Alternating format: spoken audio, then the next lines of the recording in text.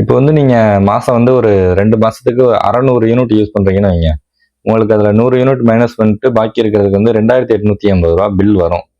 இந்த 600 யூனிட் அவங்க 400 யூனிட்ன்னு போட்டு ஒரு 3 மாசம் அப்படியே உங்களுக்கு தப்பா குறிச்சுக்கிட்டு இருந்தாங்கன்னா, 4வது மாசம் கரெக்ட்டா குறிக்க வரும்போது 600 யூனிட் உங்களுக்கு நார்மலா ஓடும் 2 மாசத்துக்கு. இந்த 3 மாசத்துக்கு குறிக்காம இருந்த 200 யூனிட் எல்லாம் சேர்ந்து ஒரு 600 யூனிட் இருக்கும்ல. அது 2யும் சேர்த்தோம்னா மொத்தம் 1200 யூனிட் வரும். 1200 யூனிட்டுக்கு உங்களுக்கு பிரைஸ் என்ன வரும்னா ரூ. 9,180 வரும் கோல்டு ஸ்லாப்ல.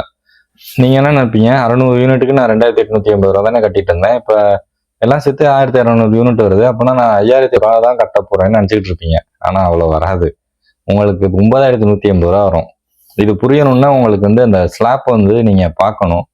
ஸ்லாப்பை வச்சு நீங்க கால்குலேட் போடும்போது தான் உங்களுக்கு கரெக்டான பிரைஸ் வரும். ஏன்னா அவங்க ஒவ்வொரு யூனிட்டுக்கும் ஒவ்வொரு பிரைஸ் வச்சிருக்காங்க.